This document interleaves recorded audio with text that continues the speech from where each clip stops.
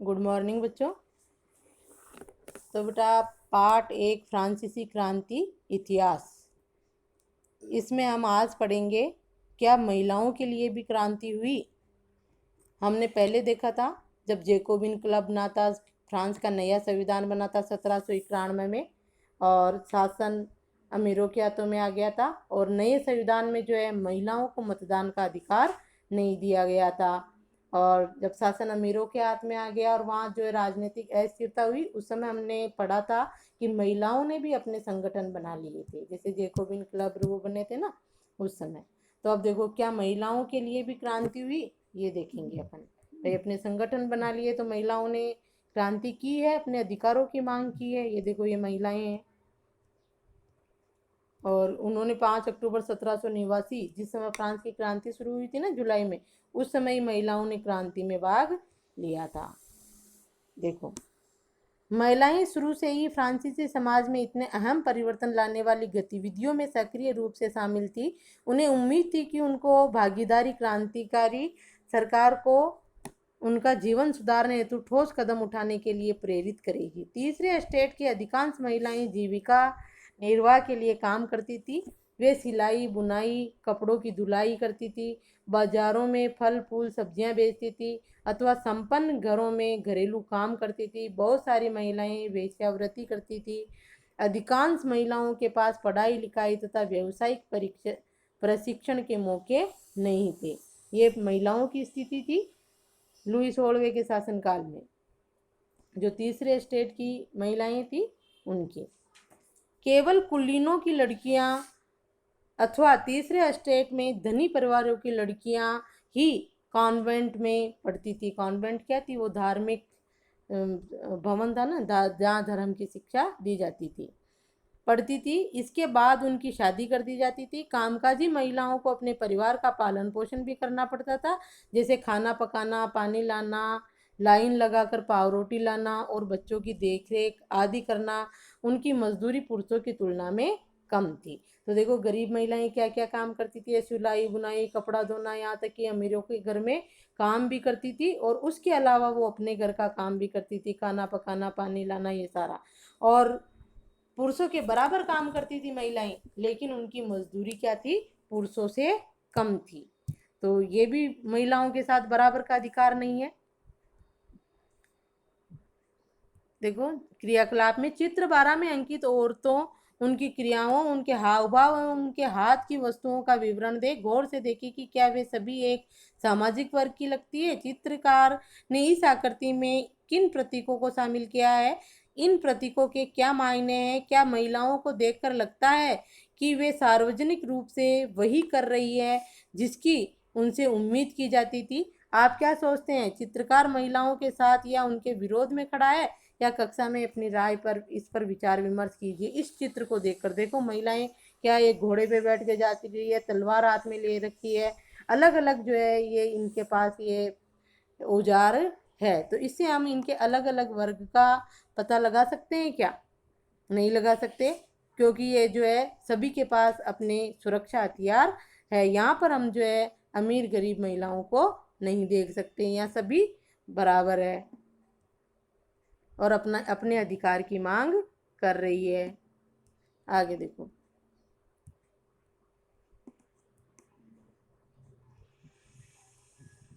महिलाओं ने अपने हितों की हिमायत करने और उन पर चर्चा करने के लिए खुद के राजनीतिक क्लब शुरू किए और अखबार निकाले। फ्रांस के विभिन्न नगरों में महिलाओं के लगभग 60 क्लब अस्तित्व में आए। कितने क्लब? अपने अपने क्लब बना लिए महिलाओं ने भी, जैसे जैकोबिन क्लब था ना उसी तरह से। और फ्रांस में महिलाओं के 60 क्लब अस्तित्व में आए। The society of revolution and Republican women, ये जो एक क्लब है महिलाओं का, अंडरलाइन कर लो इस पे। सबसे मशहूर क्लब था। प्रश्न भी बनेगा आपके पर, महिलाओं का जो है सबसे मशहूर क्लब कौन सा था? तो कौन सा था? The society of revolutionary and Republican women. ठीक है, इसमें अंडरलाइन करके प्रश्न बना के उत्तर लिखोगे।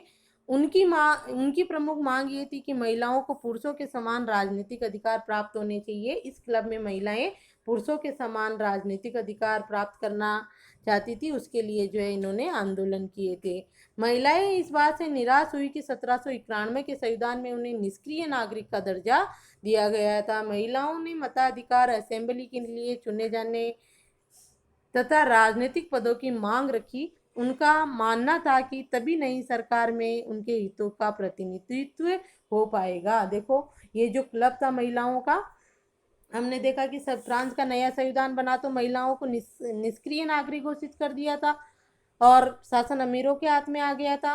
तो महिलाओं ने अपने अलग क्लब बना लिए और राजनीतिक अधिकारों की मांग करना शुरू कर दिया। महिलाएं मताधिकार प्राप्त करना चाहती थी और असेंबली में भी चुने जाने के लिए वो जो है अपना प्रतिनिधित्व करना चाहती थी कि हमें असेंबली के सदस्य भी बनाए जाना चाहिए, तभी जो है हम अपनी मांगे पूरी करवा सकते हैं। आगे देखो, तो ये महिलाओं का आंदोलन हुआ। प्रारंभिक वर्षों में क्रांतिकारी सरकार ने महिलाओं के जीवन में सुधार लाने वाले कुछ कानून लागू किए। सरकारी विद्यालयों की स्थापना के साथ ही सभी लड़कियों के लिए स्कूली शिक्षा को अनिवार्य बना दिया गया। अब पिता उन्हें उनकी मर्जी के खिलाफ शादी के लिए बाध्य नहीं कर सकते थे। शादी को स्वैच्छिक अनुबंध माना गया और नागरिक कानून के तहत उनका पंजीकरण किया जाने लगा। तलाक को कानूनी रूप दे दिया गया और मर्द और औरत दोनों को ही उसकी अर्जी देने का अधिकार दिया गया। अब महिलाएं व्यावसायिक प्रशिक्षण ले सकती थी, कलाकार बन सकती थी और छोटे मोटे व्यवसाय चला सकती थी। तो इसको अंडरलाइन कर लो, महिलाओं के जीवन में बड़ा प्रश्न है वैसे ये, महिलाओं के जीवन में क्या क्या सुधार हुए क्रांतिकारी सरकार में, जो है महिलाओं के जीवन में क्या क्या सुधार हुए उसका ये पूरा पैराग्राफ आ जाएगा। अब महिलाओं को जो है पढ़ने की के लिए भी अनिवार्य कर दिया गया, स्कूली शिक्षा अनिवार्य कर दी गई और पिता उनकी मर्जी के खिलाफ शादी भी नहीं कर सकता था। तलाक के लिए भी पुरुष और महिला को बराबर अधिकार दे दिए गए। ये सारे तो ये पैराग्राफ महिलाओं के जीवन सुधार में के लिए बनाए गए कानून हैं। फिर भी राजनीतिक अधिकारों के लिए महिलाओं का संघर्ष जारी रहा, लेकिन राजनीतिक अधिकार अभी भी नहीं दिए गए। आतंक राज के दौरान, आतंक राज हमने पिछले वीडियो में पढ़ा था, आतंक राज जो किसका था, रोबेस्पियर का। राज के दौरान सरकार ने महिला क्लबों को बंद करने और उनकी राजनीतिक गतिविधियों पर प्रतिबंध लगाने वाला कानून लागू किया। कई जानी मानी महिलाओं को गिरफ्तार कर लिया गया और उनमें से कुछ को फांसी पर भी चढ़ा दिया गया। आतंक राज में यही होता था कि जो भी उसके विरुद्ध बोलता उसको किस पे, फांसी पर, वो गिलोटिन जो थी उस पर चढ़ा दिया जाता था। तो इस तरह महिला क्लबों को बंद कर दिया, लेकिन जो महिलाएं, जानी मानी महिलाएं थी, राजनीति में ज़्यादा जागरूक थी और जो अपने अधिकारों की मांग कर रही थी, आंदोलन कर रही थी, उनको गिरफ्तार करके फांसी पर चढ़ा दिया गया। कब? आतंक के राज में, मैक्सिमिलियन रोबेस्पियर के शासन में। मताधिकार और समान वेतन के लिए महिलाओं का आंदोलन अगली सदी में भी अनेक देशों में चलता रहा। मताधिकार का संघर्ष 19वीं सदी के अंत एवं 20वीं सदी के प्रारंभ तक अंतर्राष्ट्रीय मताधिकार आंदोलन के जरिए जारी रहा। इस पे अंडरलाइन कर लो, अंतर्राष्ट्रीय मताधिकार आंदोलन के जरिए जो है महिलाओं ने मताधिकार के लिए अपना आंदोलन जारी रखा और यूरोप के अनेक देशों में यह आंदोलन, फ्रांस से प्रेरित होकर अन्य देशों में भी महिलाओं ने अपने राजनीतिक अधिकार, मताधिकार के लिए आंदोलन शुरू कर दिए। क्रांतिकारी आंदोलन के दौरान फ्रांसीसी महिलाओं की राजनीतिक सरगर्मियों को प्रेरक स्मृति के रूप में जिंदा रखा गया। अंततः सन 1946 में महिलाओं ने मताधिकार हासिल कर लिया।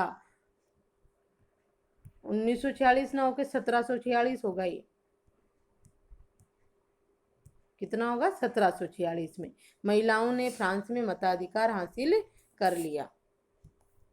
यहाँ 1746 कर लेना आप, ठीक है।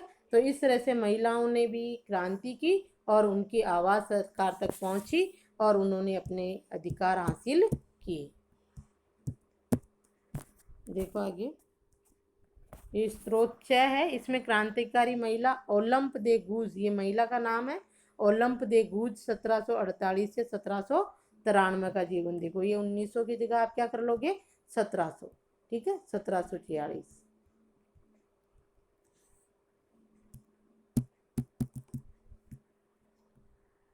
ओलंप दे गूज क्रांतिकारी का क्रांतिकालीन फ्रांस की राजनीतिक रूप से सक्रिय महिलाओं में सबसे महत्वपूर्ण थी।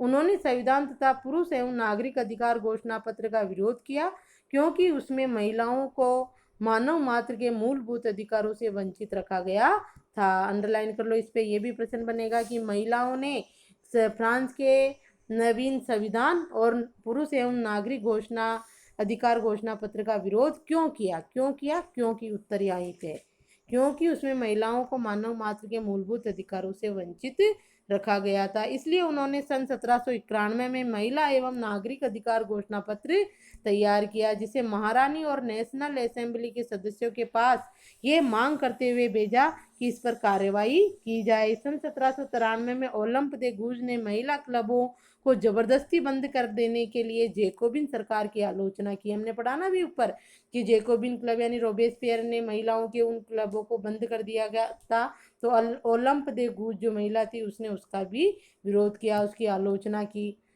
उन पर नेशनल कॉन्फ्रेंस द्वारा विद्रोह का मुकदमा चलाया गया। उन पर किस पे? इस पे ओलंप दे गूज जो महिला थी उस पर चलाया गया। इसके तुरंत बाद उन्हें फांसी पर लटका दिया गया। तो इसकी जीवनी भी पूछी जा सकती है ओलंप दे गूज की, और किस तरह इसने जो है महिलाओं को प्रेरित करने के लिए कार्य किया, ये सब। और इसको जो अंत में क्या किया गया, फांसी पर लटका दिया। देशद्रोह, जो भी उसके सरकार के विरुद्ध बोलता ना उस पर देशद्रोह का आरोप लगा दिया करते थे और उस अपराध में फांसी पर चढ़ा दिया। स्त्रोत 6 देखो, ओलंप दे गूज के घोषणा पत्र में उल्लेखित कुछ मूलभूत अधिकार। जो पुरुष नागरिक अधिकार घोषणा पत्र बना ना, वैसे महिलाओं ने भी अपना महिला नागरिक घोषणा अधिकार पत्र बनाया था। तो उसमें देखो क्या क्या है। ओलंप दे गूज ने जो महिला नागरिक अधिकार घोषणा पत्र बनाया उसमें जो है कुछ मूलभूत अधिकार। औरत जन्मान स्वतंत्र है और अधिकारों में पुरुष के समान है, ये लिखा गया। सभी राजनीतिक संगठनों का लक्ष्य पुरुष व महिलाओं के नैसर्गिक अधिकारों को संरक्षित करना है। ये अधिकार है स्वतंत्रता, संपत्ति, सुरक्षा और सबसे बढ़कर शोषण के प्रतिरोध का अधिकार। यानी ये अधिकार जो है सबको मिलने चाहिए, चाहे महिला हो या पुरुष हो। समग्र संप्रभुता का स्रोत राष्ट्र में निहित है, जो पुरुषों एवं महिलाओं के संघ के सिवाय कुछ नहीं है। कानून सामान्य इच्छा की अभिव्यक्ति होनी चाहिए। सभी महिला एवं पुरुष नागरिकों को या तो व्यक्तिगत रूप से या अपने प्रतिनिधियों के माध्यम से विधि निर्माण में दखल होना चाहिए। ये सभी के लिए समान होना चाहिए। सभी महिलाओं पुरुष नागरिक अपनी योग्यता एवं प्रतिभा के बल पर समान रूप से एवं बिना किसी भेदभाव के हर तरह के सम्मान एवं सार्वजनिक पद के हकदार होने चाहिए। ये महिलाओं के लिए कहा उसने कि महिलाओं को पुरुषों के बराबर अधिकार मिलने चाहिए। कानून सामान्य इच्छा की अभिव्यक्ति होना चाहिए। कानून कैसा होना चाहिए? ऐसे कठोर, जैसे जैकोबिन क्लब ने किया था ना, वैसे कठोर कानून नहीं होने चाहिए। महिलाओं के लिए सामान्य इच्छा की अभिव्यक्ति होनी चाहिए कि लोग उसको जो है अपनी इच्छा अनुसार उसका जो है पालन करे। ज़्यादा सख्ती नहीं होनी चाहिए कानून में। कोई भी महिला अपवाद नहीं है, वे विधि सम्मत प्रक्रिया द्वारा अपराधी ठहराई जा सकती है, गिरफ्तार और नजरबंद की जा सकती है। पुरुषों की तरह महिलाएं भी इस कठोर कानून का पालन करें। ये महिला और नागरिक घोषणा पत्र में जो है कहा ओलंप दे गूज ने, ये भी आप लिख लेना, HW रहेगा ये आज का आपका। क्रियाकलाप में देखो, ओलंप दे गूज द्वारा तैयार किया गया घोषणा पत्र। स्रोत 6 से 7 यही है ना, यही वाला है। तथा पुरुष एवं नागरिक अधिकार घोषणा पत्र स्त्रोत गय की तुलना कीजिए। स्त्रोत गय हमने पढ़ा था जिसमें पुरुषों के लिए अधिकार थे और इसमें महिलाओं के लिए।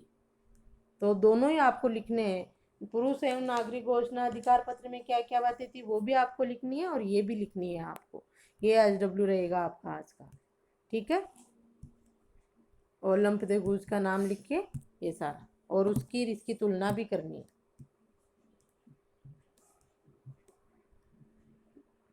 बेकरी की दुकान पर ये कतारें लगी हुई महिलाओं की, देखो ये स्त्रोत जय है। जय को देखो एक बार क्या है। सन 1793 में जैकोबिन राजनीतिज्ञ सोमेत ने इन आधारों पर महिला क्लबों को बंद करने के निर्णय को उचित ठहराया।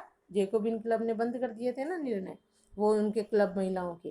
क्या प्रकृति ने घरेलू कार्य पुरुषों को सौंपा है? उसने कहा। किसने? राजनीतिक के सोमेत ने इसलिए क्लबों को बंद कर दिया कि महिलाएं राजनीति में नहीं आए। क्या प्रकृति ने घरेलू कार्य पुरुषों को सौंपा है? महिलाएं घर पे रहकर घरेलू कार्य करे। क्या प्रकृति ने बच्चों को दूध पिलाने के लिए हमें स्तन दिए हैं? नहीं। प्रकृति ने पुरुष से कहा पुरुष बनो, शिकार, कृषि, राजनीतिक कर्तव्य ये तुम्हारा साम्राज्य है। प्रकृति ने महिला से स्त्री बनो, गृहस्थी के काम, मातृत्व के सुखद दायित्व यही तुम्हारे कार्य हैं। पुरुष बनने की इच्छा रखने वाली महिलाएं निर्लज है। क्या जिम्मेदारियों का उचित बंटवारा हो नहीं चुका है? यानी इसने ये जो 1793 में राजनीतिज्ञता सोमेत, इसने महिलाओं को जो है कहा है कि प्रकृति ने महिला और पुरुष को अलग अलग बनाया है। राजनीति में वो क्लब बना लिए थे ना महिलाओं ने, मताधिकार की, राजनीतिक अधिकारों की क्या क्या मांग कर रही थी, समानता के अधिकार की मांग कर रही थी कि महिलाओं को भी पुरुषों के बराबर अधिकार होने चाहिए। उसके बारे में इसने कहा है राजनीतिज्ञ, जो जेकोबिन क्लब का ही था राजनीतिज्ञ सोमेत, जिसने पुरुष और महिला में प्राकृतिक अंतर बताए हैं भैया। कल्पना करें कि आप चित्र 13 की कोई महिला है और सोमेत जय के तर्कों का जवाब दे। इसके तर्कों का जवाब भी दे सकते हैं। ये चित्र 13 में ये जो क्रांति करने वाली महिलाएं हैं लड़ने वाली, इसके प्रश्नों का जवाब दे सकती है। देखो एक तो ये लफड़ा देख कहाँ चला गया सारा।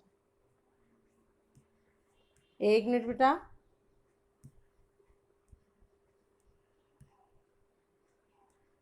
एक मिनट,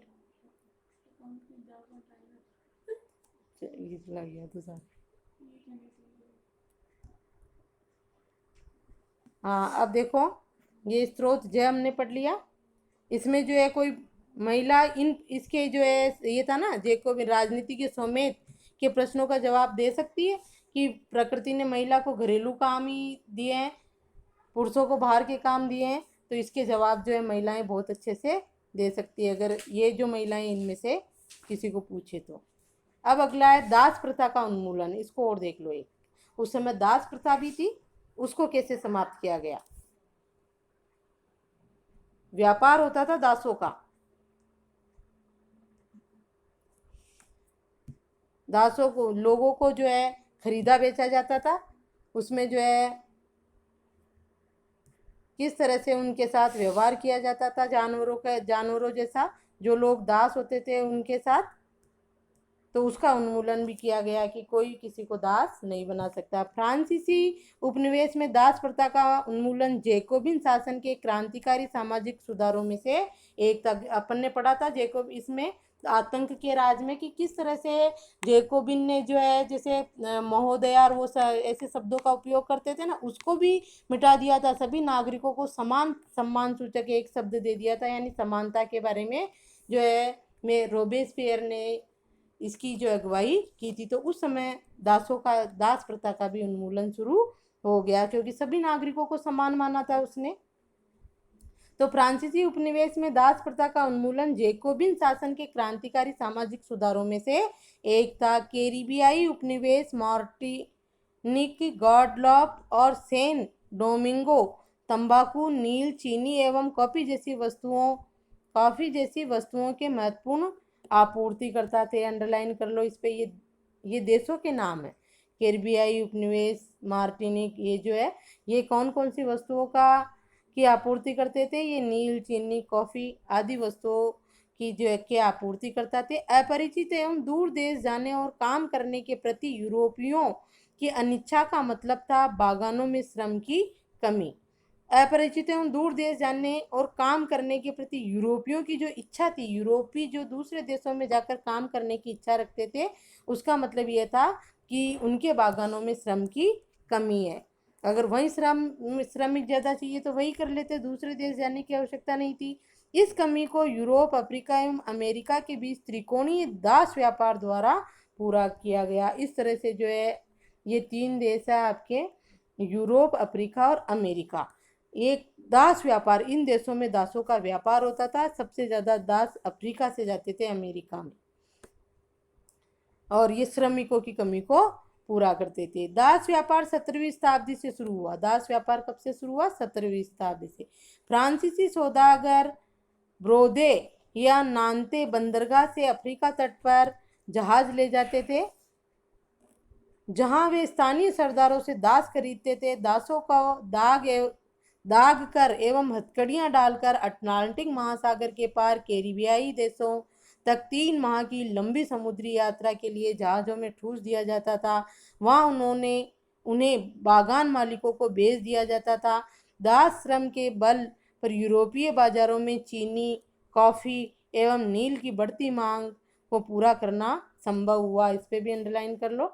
दास श्रम के बल पर, जैसे वो बागानों में श्रम का अभाव था ना, अब ये दास खरीद के ले जाते थे और इनके वहाँ पर जो है श्रम नहीं था, इसलिए ये लोग जो है काम करने के लिए दूसरे देशों में जाते। इनके सरदार होते थे बड़े बड़े व्यापारी, देश को इनको दासों को बेचने वाले, जो जहाज़ों में भरकर अमेरिका और यहाँ पर इनको ले जाया जाता था। इससे जो है ये बागानों में काम करने लगे वहाँ जाके, और उससे चीनी, कॉफ़ी, नील इन सब की जो है बढ़ती मांग को पूरा करना संभव हुआ। बोर्दे और नान्ते जैसे बंदरगाह फलते फूलते दास व्यापार के कारण ही समृद्ध नगर बन गए। वो जो है बंदरगाह थे, वहाँ पर वो उन लोगों को, दासों को रखा जाता था, तो वो जो है एक नगर बन गए। 18वीं सदी में फ्रांस में दास प्रथा की ज्यादा निंदा हुई। नेशनल असेंबली में लंबी बहस हुई कि व्यक्ति के मूलभूत अधिकार उपनिवेश में रहने वाली प्रजा सहित समस्त फ्रांसीसी प्रजा को प्रदान किए जाए या नहीं, परंतु दास व्यापार पर निर्भर व्यापारियों के विरोध के भय में नेशनल असेंबली में कोई कानून पारित नहीं किया। लेकिन अंततः सन 1794 में कन्वेंशन ने फ्रांसीसी उपनिवेशों में सभी दासों की मुक्ति का कानून पारित कर दिया, पर यह कानून एक छोटी सी अवधि तक ही लागू रहा। 10 वर्ष बाद नेपोलियन ने दास प्रथा पुनः शुरू कर दी। इस पर अंडरलाइन कर लो। 1794 में कन्वेंशन ने जो है दासों को मुक्ति दे दी, लेकिन नेपोलियन ने 10 वर्ष ही रहा ये कानून, और नेपोलियन ने दास प्रथा वापस शुरू कर दी। बागान मालिकों को अपने आर्थिक हित साधने के लिए अफ्रीकी निग्रो लोगों को गुलाम बनाने की स्वतंत्रता मिल गई। फ्रांसीसी उपनिवेशों से अंतिम रूप से दास प्रथा का उन्मूलन 1848 में हुआ। यहाँ पर भी प्रश्न बनेगा आपके, इसमें एक ही छोटा प्रश्न है, दास प्रथा का उन्मूलन कब हुआ? 1848 में हुआ। पहले जो है कन्वेंशन ने ये कर दी थी दास प्रथा की समाप्ति, लेकिन वो कानून ज़्यादा समय तक, जो फ्रांस का नया संविधान बना था ना, नेशनल असेंबली, तो 1794 में जब आतंक का राज्य समाप्त हुआ, तब जो है फ्रांसीसी उपनिवेशों से सभी दासों की मुक्ति का कानून पारित कर दिया था। लेकिन 10 वर्ष उसके बाद हमने देखा कि नेपोलियन आ गया था। 1794 के बाद जो नेपोलियन आया, तो नेपोलियन ने दास प्रथा को वापस शुरू कर दिया, और उसके बाद जो है फ्रांसीसी उपनिवेशों से, जो फ्रांस के उपनिवेश थे ना अमेरिका के, इनके वही तो ले जाते थे, तो वहाँ से जो है उपनिवेशों का दास प्रथा का उन्मूलन 1848 में किया गया। तो छोटा प्रश्न यही बनेगा, दास प्रथा का उन्मूलन कब हुआ? 1848 में। ठीक है, अब आज यहीं तक, आगे अगली वीडियो में देखेंगे। ये निग्रो क्या है? अफ्रीका में सारा रेगिस्तान के दक्षिण में रहने वाले स्थानीय लोग, ये एक अपमानजनक शब्द है जिसका अब प्राय इस्तेमाल नहीं किया जाता है। ये जो अफ्रीका महाद्वीप में रहने वाले लोग हैं बेचारों की, इनके वहाँ तो कोई काम नहीं होता था, मरुस्थल आ जाता था वहाँ पर, तो इनको जो है दास बनाकर दूसरे देशों में बागानों में काम करने के लिए भेज दिया जाता था।